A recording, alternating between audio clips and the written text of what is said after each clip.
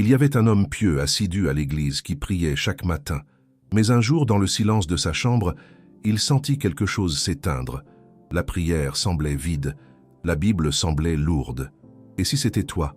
Bienvenue, frère bien-aimé, sœur chérie. Ce que vous venez d'entendre n'est pas une histoire inventée. C'est la réalité de milliers de croyants sincères qui marchent avec Dieu, mais qui sentent au fond d'eux-mêmes que quelque chose s'est brisé dans leur communion avec le Saint-Esprit. Et aujourd'hui, Dieu veut vous parler directement à travers ce message. Vous avez choisi d'être ici aujourd'hui, et je crois que ce n'est pas un hasard. Il y a quelque chose que Dieu veut vous dire à travers ce message, quelque chose de profond, quelque chose qui peut transformer votre marche spirituelle de manière radicale. Parler du Saint-Esprit, c'est parler de la présence vivante de Dieu dans notre vie. Il n'est pas une force abstraite ni une énergie mystérieuse. Il est une personne, et comme toute personne, il peut être blessé, il peut être contristé. C'est ce que la parole de Dieu nous révèle avec une clarté saisissante dans l'Épître aux Éphésiens, au chapitre 4, verset 30. « N'attristez pas le Saint-Esprit de Dieu, par lequel vous avez été scellés pour le jour de la rédemption. » Ce verset est une supplique divine. Ce n'est pas une simple recommandation morale, c'est le cœur de Dieu qui parle à ses enfants. Et Charles Spurgeon, ce grand prédicateur du XIXe siècle que l'on appelait le prince de la chair, nous rappelait avec une conviction ardente que le Saint-Esprit est sensible à chacune de nos attitudes, à chacune de nos pensées, à chacune de nos paroles. Spurgeon disait, avec cette force particulière qui lui était propre, que rien n'est plus tragique pour un croyant que de marcher dans la vie avec le Saint-Esprit contristé, sans même s'en rendre compte. Parce que quand l'Esprit est attristé, tout change. La prière perd sa douceur, la parole perd sa saveur, le culte perd sa profondeur, et l'âme, peu à peu, commence à dessécher, comme une fleur privée d'eau sous un soleil implacable. C'est pour cela que ce message est urgent. C'est pour cela que nous avons besoin non pas seulement d'entendre des vérités théologiques abstraites, mais de nous laisser toucher par la réalité concrète de ce que cela signifie de blesser celui qui habite en nous. Parce que beaucoup d'entre vous vivent peut-être cela en ce moment, sans même le nommer. Il y a des croyants qui vont à l'église, qui lisent leur Bible, qui font les bons gestes extérieurs, mais qui ressentent au fond d'eux-mêmes une sorte de froid spirituel, une sécheresse intérieure, un sentiment que quelque chose ne va pas, mais sans savoir quoi. Et parfois, ce manque de feu, ce manque de joie, ce manque de paix profonde, c'est précisément le signe que le Saint-Esprit est attristé. Dans ce message, nous allons examiner ensemble 5 signes que le Saint-Esprit peut être attristé en toi. Non pas pour te condamner, frère, non pas pour t'accabler, sœur, mais pour t'éclairer. Parce que la lumière de la vérité, même quand elle révèle nos manques, est toujours une grâce. C'est Jésus lui-même qui a promis « Vous connaîtrez la vérité, et la vérité vous affranchira. » Jean 8, 32. La repentance n'est pas une punition, c'est un retour, c'est une invitation à rentrer à la maison. Et Dieu, dans sa miséricorde infinie, attend chacun de ses enfants avec les bras ouverts, même ceux qui ont attristé son esprit par ignorance, par faiblesse ou par habitude non sanctifiée.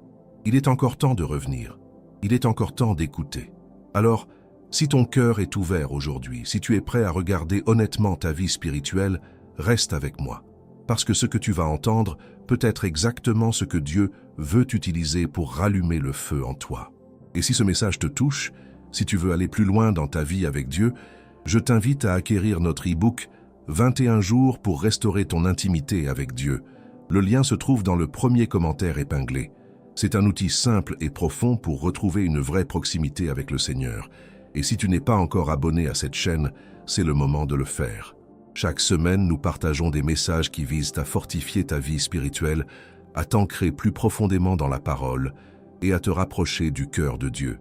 Abonne-toi maintenant et sois parmi ceux qui ne passent pas à côté de ce que Dieu a préparé pour leur âme.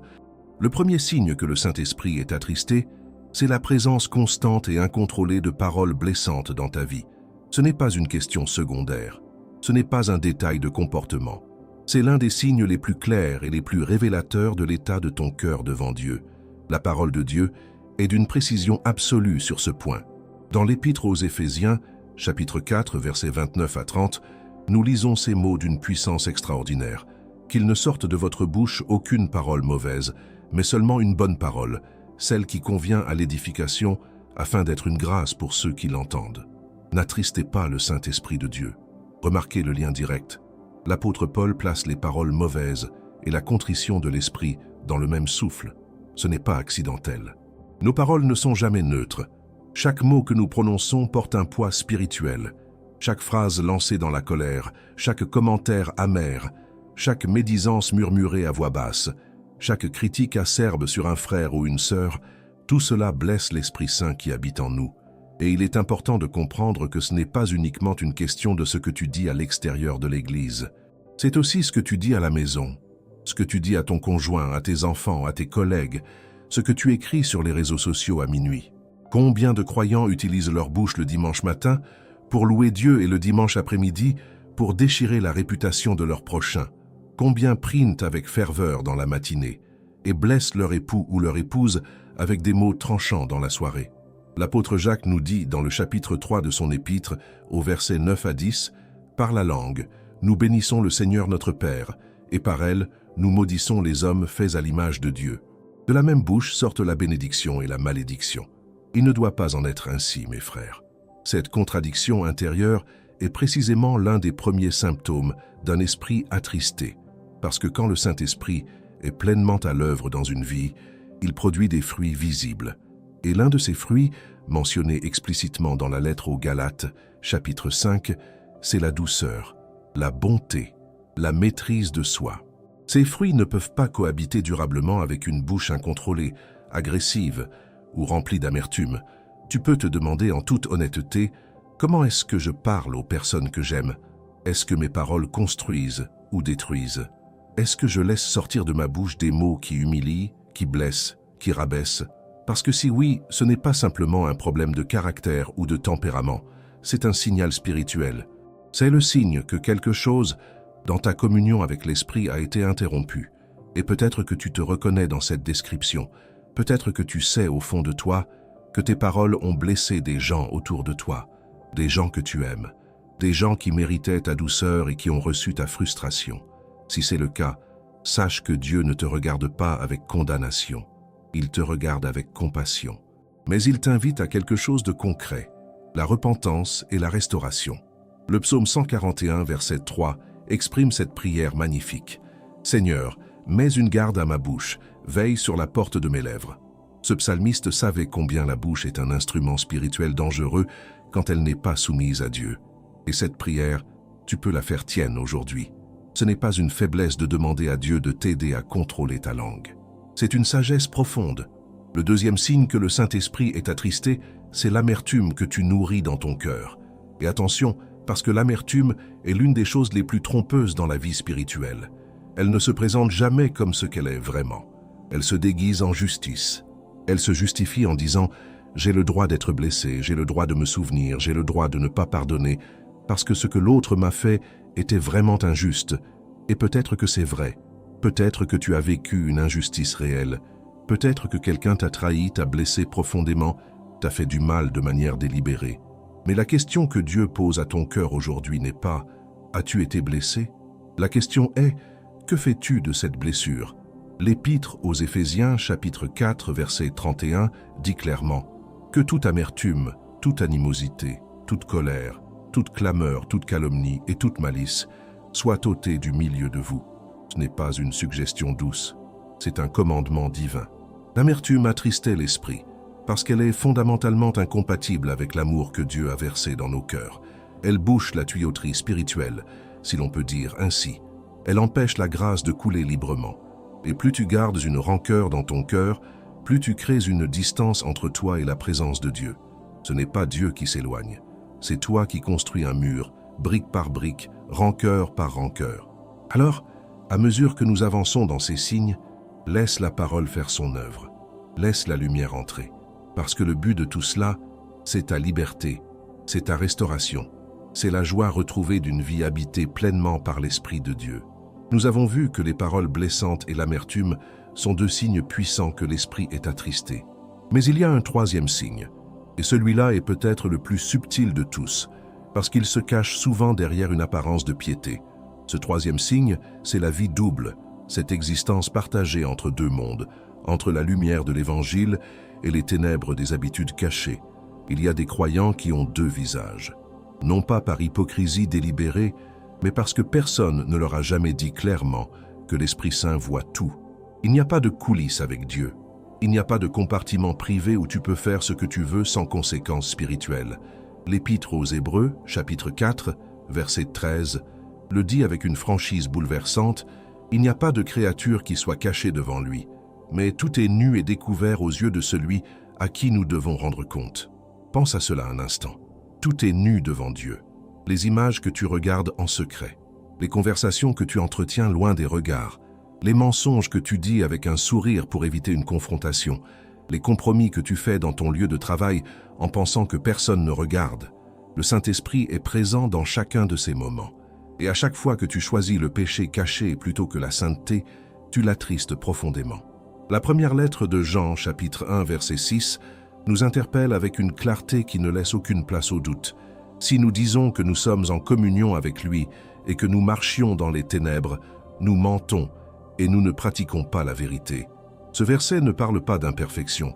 Il parle d'une manière de vivre délibérément partagée, d'une existence où l'on revendique la lumière, mais où l'on cultive secrètement les ténèbres. Et peut-être que tu te demandes: mais comment est-ce que je sais si c'est vraiment cela qui se passe dans ma vie? Voici une question simple et honnête à te poser. Y a-t-il des parties de ta vie que tu caches soigneusement aux autres croyants? Des habitudes, des comportements, des relations, des contenus que tu consommes, que tu ne voudrais jamais voir exposés à la lumière de l'Église ou de ta famille ou de Dieu lui-même? Si la réponse est oui, c'est un signe sérieux que quelque chose dans ta vie attristait l'Esprit. Parce que la sainteté n'est pas une performance publique. Ce n'est pas l'image que tu projettes le dimanche matin. La sainteté, c'est la cohérence entre ce que tu es quand personne ne te regarde et ce que tu es quand tout le monde te regarde. C'est ce que la Bible appelle marcher dans la lumière. Et cette cohérence, c'est précisément ce que le Saint-Esprit cherche à produire en toi, si tu lui en laisses la liberté. Le quatrième signe que le Saint-Esprit est attristé, c'est l'indifférence envers la parole de Dieu. Et attention, je ne parle pas de ceux qui n'ont jamais connu la parole. Je parle de croyants qui ont connu la douceur de la parole, qui ont un jour ressenti que la Bible était vivante, que chaque page parlait à leur cœur, et qui maintenant regardent leur Bible comme un objet ordinaire, comme un livre parmi d'autres, sans faim, sans soif, sans attente. Jésus lui-même nous avertit dans l'Apocalypse chapitre 2 verset 4 en s'adressant à l'église d'Éphèse: « Mais ce que j'ai contre toi, c'est que tu as abandonné ton premier amour. » Ces croyants n'avaient pas abandonné la doctrine, ils n'avaient pas abandonné les bonnes œuvres, ils avaient abandonné quelque chose de plus précieux encore, la ferveur de leur premier amour pour Dieu, et cette ferveur se nourrit de la parole. Elle s'étiole quand la parole est négligée. Le psaume 119, verset 105 dit: « Ta parole est une lampe à mes pieds et une lumière sur mon sentier. Mais qu'arrive-t-il quand tu cesses d'allumer cette lampe? Tu marches dans l'obscurité, et peu à peu, tu commences à t'habituer à l'obscurité. Tu commences à prendre des décisions sans consulter Dieu.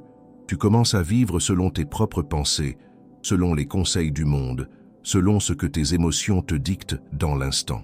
Et l'Esprit, dont le rôle est précisément de nous conduire à toute la vérité de la parole, se retrouve mis de côté. Ce n'est pas qu'il part. Il ne quitte pas ceux qui appartiennent à Christ. Mais il est attristé. Il est réduit au silence dans une vie qui ne lui laisse plus de place, dans un cœur qui préfère le bruit des réseaux sociaux aux profondeurs de l'Écriture sainte. Et cette sécheresse que tu ressens, cette impression que Dieu est loin, cette incapacité à prier avec conviction, tout cela est souvent le fruit d'un éloignement progressif de la parole. La bonne nouvelle, c'est que Dieu ne te demande pas de devenir un théologien du jour au lendemain. Il ne te demande pas de lire la Bible pendant 3 heures chaque matin. Il te demande quelque chose de plus simple et de plus profond à la fois. Revenir, prendre sa parole dans tes mains avec humilité, avec faim, avec l'expectative sincère que Dieu va te parler. Et il parlera. Parce que la parole de Dieu est toujours vivante, toujours active, toujours capable de toucher exactement là où tu en as besoin, comme nous le dit l'Épître aux Hébreux, chapitre 4, verset 12. Nous avons maintenant traversé 4 signes essentiels: les paroles blessantes, l'amertume, la vie double et l'indifférence envers la parole. Mais il en reste un dernier, et c'est peut-être le plus douloureux à entendre, parce qu'il touche au cœur même de ce que nous sommes en tant que temple du Saint-Esprit. Ne t'arrête pas ici. Reste avec nous, parce que ce 5e signe peut être la clé qui ouvre la porte de ta restauration. Nous voici donc au 5e signe. Et comme je te l'ai promis, celui-ci est le plus douloureux à examiner, non pas parce qu'il est le plus rare, mais au contraire parce qu'il est le plus répandu parmi les croyants sincères. Ce 5e signe, c'est l'orgueil spirituel. Cette tendance subtile, presque invisible, à se considérer supérieur aux autres dans sa foi, dans sa connaissance, dans sa pratique religieuse. L'orgueil spirituel est particulièrement dangereux parce qu'il porte un masque de piété. Il ne ressemble pas à l'orgueil du monde, bruyant et arrogant. Il est discret. Il se manifeste dans ce regard intérieur que tu poses sur un frère qui lutte avec un péché que toi tu as surmonté. Il se manifeste dans cette pensée rapide et presque inconsciente. Moi, je ne ferai jamais cela. Il se manifeste dans cette façon de corriger les autres avec une autorité que personne ne t'a donnée, ou de juger la maturité spirituelle des autres à l'aune de tes propres expériences avec Dieu. La parole de Dieu est absolument sans ambiguïté sur ce sujet.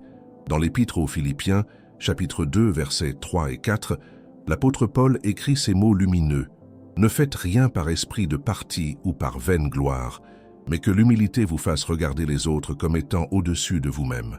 Que chacun de vous, au lieu de considérer ses propres intérêts, considère aussi ceux des autres. » Ce passage décrit une posture du cœur qui est exactement à l'opposé de l'orgueil spirituel. Et Dieu, dans sa souveraineté, résiste à l'orgueilleux. Ce n'est pas une métaphore, ce n'est pas une expression poétique, c'est une réalité spirituelle concrète. La lettre de Jacques, chapitre 4, verset 6, le confirme avec force. Dieu résiste aux orgueilleux, mais il fait grâce aux humbles. Quand l'orgueil s'installe dans le cœur d'un croyant, Dieu lui-même prend position contre cette disposition. Et si Dieu résiste, l'esprit est nécessairement attristé, parce que l'orgueil est en opposition directe avec la nature même de Christ, qui s'est abaissé jusqu'à la mort de la croix. Réfléchis à cela avec honnêteté. Est-ce qu'il t'arrive de te sentir spirituellement supérieur à certaines personnes autour de toi? Est-ce qu'il t'arrive d'écouter le témoignage d'un autre croyant en pensant intérieurement que ta propre vie de foi est plus avancée, plus solide, plus mature? Est-ce qu'il t'arrive de juger la façon dont quelqu'un prie, dont quelqu'un adore, dont quelqu'un interprète la parole, avec un sentiment de condescendance plutôt qu'avec un esprit de grâce? Si ces questions font naître un malaise, en toi c'est bon signe. Le malaise spirituel est souvent la voix de l'esprit qui frappe à la porte de ton cœur pour te montrer quelque chose que tu n'avais pas encore vu. Et voir, c'est déjà le début de la guérison. Parce que l'orgueil vit dans l'obscurité. Il prospère là où il n'est pas nommé, là où il n'est pas reconnu. Mais dès qu'il est exposé à la lumière de la parole, il perd son emprise. L'humilité, en revanche, est le terrain sur lequel le Saint-Esprit travaille avec le plus de liberté et de puissance. L'humilité, ce n'est pas se croire moins capable que les autres. Ce n'est pas se déprécier constamment. C'est simplement reconnaître que tout ce que tu es, tout ce que tu sais, toute la grâce que tu as reçue, tout cela vient de Dieu et non de toi. C'est ce que Paul exprimait avec une telle profondeur dans la première lettre aux Corinthiens, chapitre 4, verset 7. « Qu'as-tu que tu n'aies reçu? Et si tu l'as reçu, pourquoi te glorifies-tu comme si tu ne l'avais pas reçu ?» Cette question mérite qu'on s'y arrête longuement. Chaque connaissance de la parole que tu possèdes, quelqu'un te l'a enseignée ou l'Esprit te l'a révélée. Chaque victoire spirituelle que tu as remportée, c'est la grâce de Dieu qui l'a rendue possible. Chaque habitude pieuse que tu as développée, c'est l'Esprit qui t'a donné la force de la maintenir. Tu n'as rien que tu n'aies reçu. Et cette réalité, quand elle s'installe vraiment dans le cœur, produit une humilité douce, stable et libératrice. L'orgueil spirituel brise aussi la communion fraternelle. Il dresse des murs invisibles entre les croyants. Il empêche la vraie vulnérabilité, la vraie intercession, le vrai soutien mutuel que Dieu a voulu pour son Église. Parce que si tu te crois au-dessus des autres, tu ne peux pas vraiment t'agenouiller avec eux, pleurer avec eux, porter leur fardeau comme le recommande la lettre aux Galates, chapitre 6, verset 2, « Portez les fardeaux les uns des autres, et vous accomplirez ainsi la loi de Christ. » La loi de Christ, c'est la loi de l'amour humble. Et cette loi ne peut être accomplie que dans un cœur libéré de l'orgueil, un cœur qui a compris que nous sommes tous, sans exception, des pécheurs sauvés par grâce, des œuvres en cours entre les mains d'un Dieu patient et miséricordieux. Aucun de nous n'a atteint la perfection. Aucun de nous ne peut se tenir devant Dieu sur la base de ses propres mérites. Nous sommes tous là, uniquement par la croix de Jésus-Christ. Nous avons maintenant parcouru les 5 signes que le Saint-Esprit peut être attristé dans une vie. Des paroles blessantes, l'amertume, la vie double, l'indifférence envers la parole et l'orgueil spirituel. 5 miroirs que Dieu te tend aujourd'hui avec amour, non pour te condamner, mais pour t'inviter à quelque chose de plus grand, à quelque chose de plus beau que ce que tu vis peut-être en ce moment. Et dans la prochaine partie, nous allons voir ensemble comment répondre à tout cela, comment revenir, comment restaurer cette communion précieuse avec l'Esprit de Dieu. Nous avons examiné ensemble 5 signes sérieux, 5 réalités que Dieu nous a permis de regarder en face avec honnêteté et avec courage. Et maintenant vient la question la plus importante de tout ce message. Que fais-tu de ce que tu viens d'entendre? Parce que la connaissance sans réponse ne produit que de l'orgueil supplémentaire, ou pire encore, de la culpabilité sans guérison. Mais Dieu ne nous a pas donné sa parole pour nous laisser dans la condamnation. Il nous l'a donnée pour nous conduire à la liberté. La première étape vers la restauration de ta communion avec le Saint-Esprit, c'est la repentance sincère. Non pas une repentance de façade, non pas ces paroles rapides prononcées machinalement avant de dormir, mais une repentance profonde qui vient d'un cœur réellement touché par la réalité de ce qui s'est passé.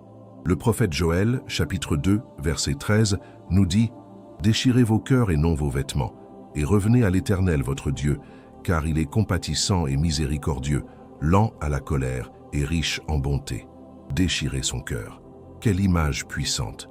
Dans la culture biblique, déchirer ses vêtements était un signe extérieur de deuil et de contrition. Mais Dieu dit ici quelque chose de radical.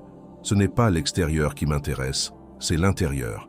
Ce n'est pas le geste public, c'est le cri silencieux du cœur qui reconnaît sa faute et se tourne vers moi avec une sincérité totale. Et cette repentance-là, Dieu ne la rejette jamais. Le psaume 51, verset 17, le confirme avec une beauté saisissante. Le sacrifice qui est agréable à Dieu, c'est un esprit brisé. Tu ne rejetteras pas, ô Dieu, un cœur brisé et contrit. Un cœur brisé et contrit. Ce n'est pas un cœur désespéré.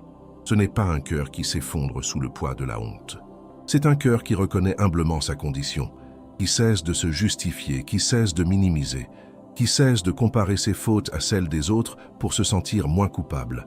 C'est un cœur qui se présente devant Dieu tel qu'il est, sans masque, sans filtre, et qui dit simplement « Seigneur, j'ai attristé ton esprit. Pardonne-moi, restaure-moi. Et voici la bonne nouvelle, la plus belle nouvelle que tu puisses entendre aujourd'hui. » Dieu répond à cette prière, toujours, sans exception. La première lettre de Jean, chapitre 1, verset 9, nous en donne la certitude absolue. Si nous confessons nos péchés, il est fidèle et juste pour nous les pardonner et pour nous purifier de toute iniquité.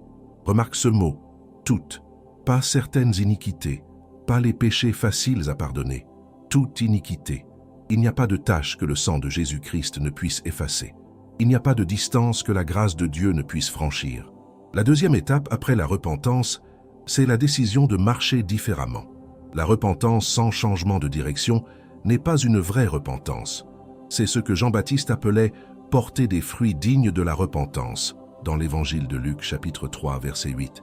Un arbre se reconnaît à ses fruits, et une vraie repentance se reconnaît à la transformation concrète qu'elle produit dans les attitudes, dans les habitudes, dans les relations, dans les paroles. Cela ne signifie pas que tu deviendras parfait du jour au lendemain. La sanctification est un processus, pas un événement. C'est une œuvre progressive que le Saint-Esprit accomplit en toi, jour après jour, à mesure que tu lui cèdes le contrôle.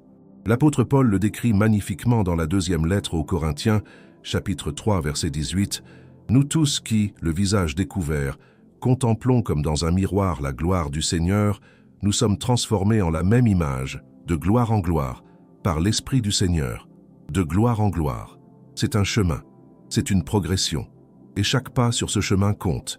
La troisième étape, c'est de cultiver délibérément la présence de l'Esprit dans ta vie quotidienne. Cela passe par la prière, non pas comme une obligation rituelle, mais comme une conversation réelle avec une personne réelle. Cela passe par la méditation de la parole, non pas pour cocher une case spirituelle, mais pour laisser la vérité de Dieu descendre du niveau de la tête jusqu'au niveau du cœur. Cela passe par la communion fraternelle, en étant entouré de croyants qui t'encouragent, qui prient avec toi, qui marchent avec toi dans la vérité. Et cela passe aussi par quelque chose de très simple que beaucoup de croyants oublient. Remercier Dieu pour son esprit. Lui dire chaque matin, avant même que la journée commence, « Seigneur, je reconnais que ton esprit habite en moi. Je ne veux pas l'attrister aujourd'hui. Donne-moi la sensibilité de reconnaître quand je suis sur le point de le blesser. Donne-moi la force de choisir la sainteté même quand c'est difficile. » Cette prière simple, honnête, dépendante, est une prière que Dieu honore.